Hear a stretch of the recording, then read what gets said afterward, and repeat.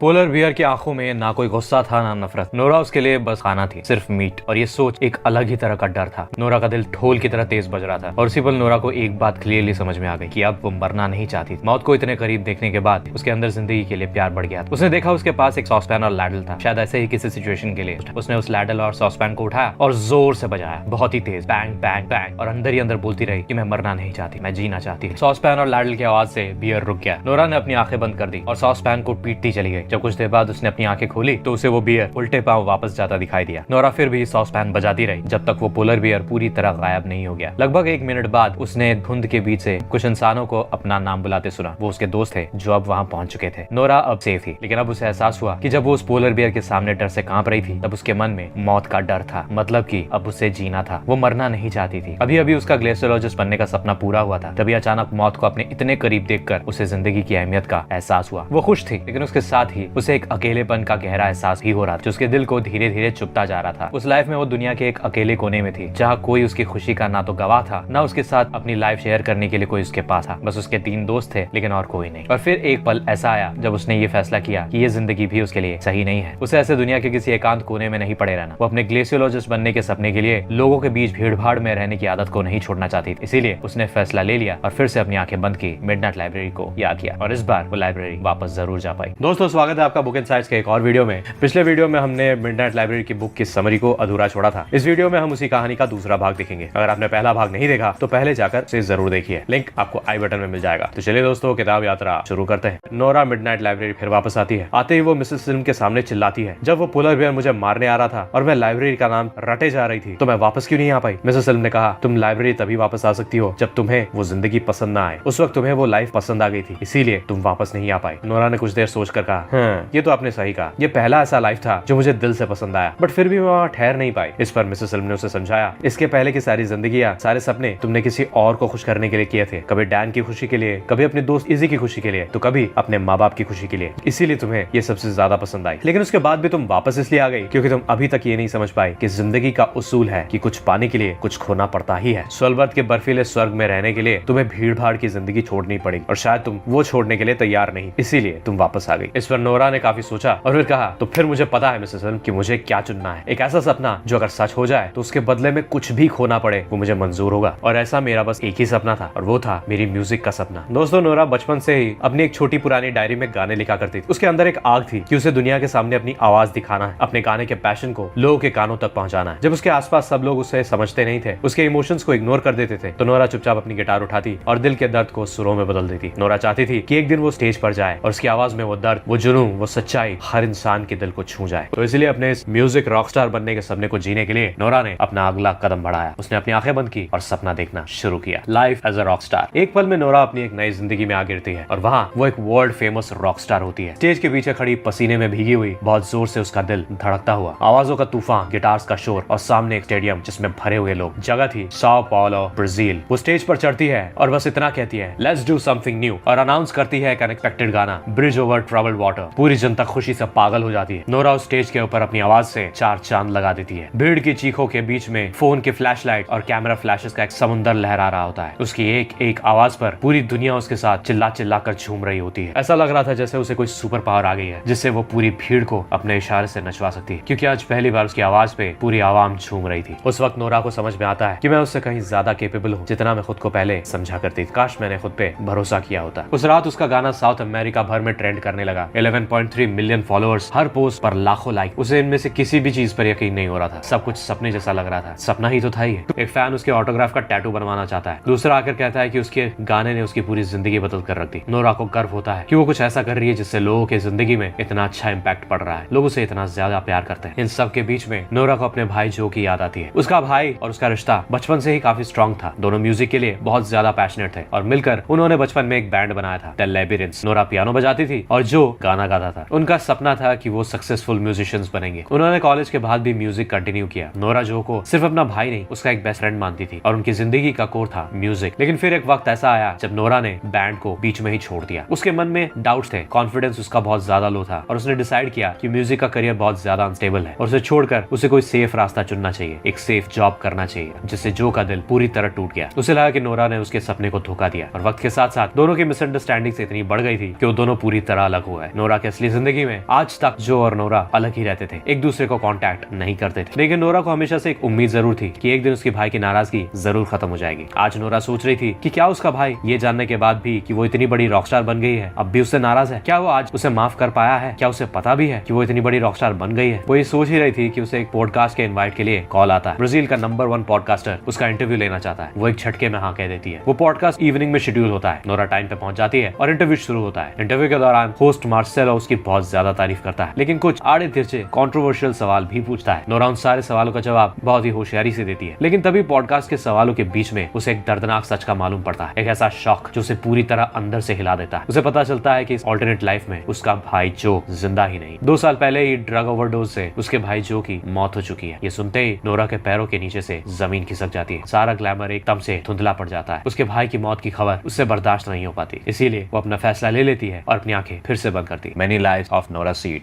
वापस आने के बाद नोरा एक और लाइफ चूज करती है जो इस बार भी उसकी पसंद से जुड़ी है। वो कहती है मुझे वो जिंदगी चाहिए जहाँ मैं एनिमल्स के साथ काम करती हूँ। मुझे एनिमल्स बहुत पसंद है, तो इसलिए मैं एक ऐसी जिंदगी चाहती हूँ जहाँ मैं एक एनिमल शेल्टर का जॉब करती हूँ। नोरा अपनी आंखें बंद करती है और उस जिंदगी में भी जाती है, मगर कुछ वक्त बाद वहाँ से भी वापस लौट आती है। उसके बाद मिसेस एल्म की मदद से नोरा ने कई किताबें उठाई, कई जिंदगियां जी कर देखी। कभी पेरिस में टीचर, कभी एक लाइफगार्ड की नौकरी, कभी योगा टीचर, कभी writer, travel blogger, pianist, Oxford में professor, eco artist, National Geographic editor, chess champion, Ed Walker और हजारों और जिंदगियां। किसी में डिप्रेस थी, किसी में बहुत खुश, कभी अमीर थी, कभी गरीब थी, कभी फेमस थी, कभी अननोन थी, कभी उसके पास दोस्त थे, कभी सिर्फ तन्हाई थी, कभी सिर्फ टोस्ट खाती थी, तो कभी साउथ अमेरिका में ट्रैवल करते वक्त अर्थक्वेक में फंस जाती थी। हर जिंदगी अलग थी और उसने समझा इस जिंदगी में हम अपने अफसोस को सिर्फ एक्सपीरियंसेस से दूर कर सकते हैं। इस वक्त जो एक्सपीरियंस वो मिडनाइट लाइब्रेरी में कर रही है, वही एक्सपीरियंसेस वो अपने असली जिंदगी में भी ले सकती थी। मौत को गले लगाए बिना वो चाहती तो अपनी जिंदगी में अलग अलग चीजें एक्सप्लोर कर सकती थी। क्या रोकता उसे? लेकिन नहीं, उसने हमेशा अपने आप पर डाउट किया कि उससे ये होगा या नहीं, जिसकी वजह से उसने अलग अलग एक्सपीरियंसेस कभी लिए ही नहीं और उसकी जिंदगी में अफसोस की गिनतियां बढ़ती गई। आज मिडनाइट लाइब्रेरी में एक एक जिंदगियां जीकर ही उसके अफसोस खत्म हो रहे हैं। जरूरी नहीं है कि आप जीते या हारे, एक्सपीरियंस लेना सबसे ज्यादा जरूरी है। उसे रियलाइज हुआ कि उसके लाइफ में कितने पॉसिबिलिटीज, यहाँ वो खुद को कोस कर सुसाइड करने निकली थी, जबकि अगर वो हिम्मत दिखाती तो उसके लिए कुछ भी बनना पॉसिबल था। वही तो थी है, चाहे वो एक सिंगर हो, चाहे वो एक सक्सेसफुल स्विमर हो, वो नोरा ही तो थी। अपनी मेहनत से, अपने लगन या कोशिश से वो कुछ भी बन सकती थी। लेकिन अब वो ये मिडनाइट लाइब्रेरी के अलग अलग सपनों से थक चुकी थी। शुरू में उसके अंदर एक एक्साइटमेंट था कि क्या पता अगली वाली जिंदगी और ज्यादा मजेदार हो, मगर अब उसे समझ आ गया था कि हर जिंदगी में कुछ मिलेगा तो कुछ छूटेगा भी। इसीलिए अब उसे सेटल होना था और जिंदगियां नहीं देखनी थी, एक जिंदगी अपने लिए चुननी थी। उसे लग रहा था इतनी जिंदगियां जीने के बाद वो खुद को ही भूलने लगी है। तब मिसेस सिल्म ने कहा कि एक और जिंदगी है नोरा जो तुम्हें जरूर ट्राई करनी चाहिए, वो है ऐश के साथ की जिंदगी। ऐश नोरा का नेबर था, प्रोफेशनली एक डॉक्टर था, एक बहुत ही काइंड, मैच्योर और डीपली कंपैशनेट लड़का था। वो नोरा को काफी पसंद करता था, लेकिन अपने इमोशंस डायरेक्टली कभी एक्सप्रेस नहीं कर पाया। एक वक्त तो ऐसा भी आया जब हिम्मत जुटाकर ऐश ने नोरा से कॉफी पे चलने के लिए पूछा, यानी एक सॉफ्ट सटल तरीके से उसने अपना इंटरेस्ट दिखाया जरूर था, लेकिन नोरा ने उस वक्त उसे ना कह दिया था। क्यों? वजह थी नोरा के डिप्रेशन। वो उस वक्त डिप्रेशन से गुजर रही थी। उसका सेल्फ एस्टीम पूरी तरह लो था। उसे लगता था कि वो किसी के प्यार के लायक ही नहीं, हर कोई उससे नफरत करता है। इसलिए जब ऐश ने उससे पूछा था तो उसने सोचा था ऐश जैसा इतना अच्छा सुलझा हुआ इंसान मुझसे क्यों प्यार करेगा, शायद मैं इस लायक ही नहीं। इसी इनसिक्योरिटी की वजह से उसने ऐश को रिजेक्ट कर दिया था, लेकिन दिल ही दिल में ऐश के लिए फीलिंग्स तो उसके दिल में भी थी। तो इस बार नोरा ने मिसेस सिल्म के कहने पर इसी जिंदगी को आजमाने का फैसला किया। लाइफ विद ऐश, एक और जिंदगी जहाँ नोरा आंख खोलती है और खुद को एक नई दुनिया में पाती है। दीवार पर एक पेंटिंग, बिस्तर पर उसके साथ एक आदमी, शायद ऐश, और फिर एक छोटी सी लड़की जो कहती है मम्मी मुझे बुरा सपना आया। नोरा का दिल कांप जाता है। ये लड़की उसकी है, उसकी बेटी है। उसके हाथ छोटे गर्म उंगलियों को पकड़ते ही नोरा को एक ऐसा प्यार महसूस होता है जो उसने कभी जाना ही नहीं था। इस नई जिंदगी में उसके पास सब कुछ है, एक प्यारी बेटी मॉली, एक केयरिंग पति ऐश, एक घर जिसमें सुकून है, एक पेट डॉग जिसका नाम प्लेटो है और एक करियर जो टीचिंग से राइटिंग तक पहुंच चुका है। अपने पति और अपनी बेटी के फोटोज को देखकर नोरा को लगता है शायद यही वो परफेक्ट लाइफ है जो उसे हमेशा से चाहिए था। ऐश एक सर्जन है और बहुत ही ज्यादा केयरिंग पति है जो छोटी छोटी बात में नोरा का ख्याल रखता है। लेकिन हर सुकून के बीच में एक छोटा सवाल इस जिंदगी में भी चिपका है, क्या ये जिंदगी वाकई उसकी है? नोरा देखती है मॉली ट्राइसाइकिल चलाना सीख रही होती है, बार बार गिरती है, चोटें भी लगती है, लेकिन फिर भी वो हिम्मत दिखाकर दोबारा उठ कर बैठती है। उसके इस जज्बे पर नोरा को कुछ एहसास होने लगता है। उसे एहसास होता है कि अगर ये छोटी सी जिंदगी इतने मुश्किलों को जूझ कर हार नहीं मान रही है तो मैं खुद कैसे मान रही थी। इस जिंदगी में मॉली का प्यार उसकी सबसे बड़ी ताकत बन गई थी और उसे एहसास हो रहा था कि इस दुनिया का सबसे बड़ा खजाना सिर्फ प्यार है। उसकी असली जिंदगी में जो कमी थी वो इस लाइफ में उसे पूरी होती हुई दिख रही थी, लेकिन उसके दिल के किसी कोने में ये बात भी कुंडली मार कर बैठी थी कि ये उधार की जिंदगी है। ये जिंदगी उसकी असली जिंदगी नहीं, ये जिंदगी उसके चॉइसेस से नहीं बनी है। उसने इस जिंदगी को कमाने के लिए कुछ किया ही नहीं। नोरा बार बार अपने आप से कहती है कि मुझे जिंदगी जीनी है, मुझे यही रहना है, लेकिन उसे धीरे धीरे यह एहसास होता है कि लाइब्रेरी उसे वापस खींच रही है। वो बार बार उस एहसास को उसको झुटलाने की कोशिश करती है। वो कहती है कि मैंने अपनी जिंदगी चुन ली है, लेकिन फिर उसे वो खिंचाव धीरे धीरे बढ़ता हुआ नजर आता है। गार्डन में बैठा ऐश और ट्राइसाइकिल पर बैठी मॉली नोरा दोनों को गले लगाती है, जैसे उन्हें हमेशा के लिए याद रखना चाहती है। नोरा मॉली के माथे पर किस करती है, जितना भी प्यार कर ले, लेकिन वो जानती है लाइब्रेरी उसे वापस बुला रही। Back in the library again. Nora फिर से मिडलाइट लाइब्रेरी वापस आती है। मिसेस एल्म को देखते ही चिल्लाती है, मुझे वो जिंदगी पसंद थी, मैं बार बार कह रही थी कि मुझे वापस नहीं आना, तो मुझे वापस क्यों बुलाया गया? मिसेस एल्म ने कहा, नोरा ये लाइब्रेरी तुम्हारे बोलने से नहीं चलती, ये तुम्हारे सोच से चलती है। भले ही तुम कह रही थी कि तुम्हें वो जिंदगी पसंद है, फिर भी अंदर से तुम उसे जीना नहीं चाहती। तुम्हारे मन में ये सवाल बार बार उठ रहा था कि काश तुम वो लाइफ शुरू से जी पाती। इस तरह जिंदगी के बीच में, जिंदगी के आधे में नहीं घुसती। नोरा ये सुनकर थोड़ी देर चुप रही और फिर उसने कहा, शायद आप सही कह रही हैं, सब अच्छा था, सब कुछ बिल्कुल सही था, मगर मैं वहाँ एक अजनबी जैसी थी, क्योंकि मेरे अंदर ऐश और मॉली के लिए वो प्यार था ही नहीं जो अपने पति और अपनी बेटी के लिए होना चाहिए। अगर मैं शुरू से वही जिंदगी जी रही होती तो मुझ में उनके लिए प्यार जरूर होता, मगर ऐसे बीच में उस जिंदगी में घुसने की वजह से मैं उस जिंदगी के खूबसूरत सफर मिस कर गई। वो पल जब मैंने ऐश के लिए कुछ महसूस किया होगा, जब मैं उसके प्यार में पड़ी होंगी, जब मेरी बेटी का जन्म हुआ होगा, जब वो मेरी आंखों के सामने धीरे धीरे बड़ी हुई होगी, वो सब कुछ मिस कर गई मैं। मुझे ऐसा लग रहा था जैसे कोई बहुत ही खूबसूरत सी फिल्म चल रही थी और मैं उसके बीच में घुस आई जहाँ मुझे होना नहीं चाहिए था। मिसेस एल्म ने कहा, यही तो जिंदगी का मजा है नोरा। अब तुम्हें एहसास हुआ ना, जिंदगी कुछ पाने का नहीं बल्कि उससे जीने का नाम। तुमने खुद देखा ना, तुम्हारे पास आज जिंदगी में सब कुछ था जो तुम्हें खुश रख सकता था, लेकिन तुम्हें वो पसंद इसलिए नहीं आया क्योंकि तुम उसे जी नहीं थी। तुम्हें सिर्फ मंजिल मिल गई थी, लेकिन मंजिल तक पहुंचने का रास्ता तुमने एक्सपीरियंस नहीं किया था, इसीलिए वो मंजिल तुम्हें अपनी लगी ही नहीं। तुम बार बार जिंदगी के सफर का मजा लेने के बजाय रिजल्ट्स पाना चाहती हो। तुम चाहती हो कि तुम्हें ये मिल जाए, वो मिल जाए, लेकिन उस तक पहुंचने के लिए जिस रास्ते पर चलना है उस पर चलने का पेशेंस ही नहीं है तुम्हें। ये जो जिंदगी अभी तुम जी कर आई हो, क्या तुम्हारे पास शुरुआत में ये चॉइस थी नहीं कि तुम ये जिंदगी जी सको? क्या ऐश ने तुमसे पूछा नहीं था? पूछा था ना, लेकिन तुमने डर के मारे अपने कदम तब पीछे ले लिए थे। जब सफर शुरू होने जा रही थी तब तुम डर गई कि कहीं कुछ गलत ना हो जाए, और आज जब बिना सफर के मंजिल तुम्हें मिल गई तो तुम्हें वो मंजिल पसंद नहीं आ रही क्योंकि तुमने वो सफर नहीं देखा। अपनी असली जिंदगी में तुम किसी भी रास्ते पर चलती हो तो तुम्हें जरा सी ठोकर मिलती है और तुम गिव अप कर देती हो। तुम्हें क्या लगता है नोरा, अभी जो तुम जिंदगी ऐश के साथ देख कर आई हो, क्या उस जिंदगी में वहां तक पहुंचने से पहले तुम्हें स्ट्रगल्स नहीं मिले होंगे? और उस जिंदगी में ऐश और तुम्हारे बीच पहले बहुत झगड़े भी हुए, मिसअंडरस्टैंडिंग्स भी हुई, लेकिन तुम दोनों ने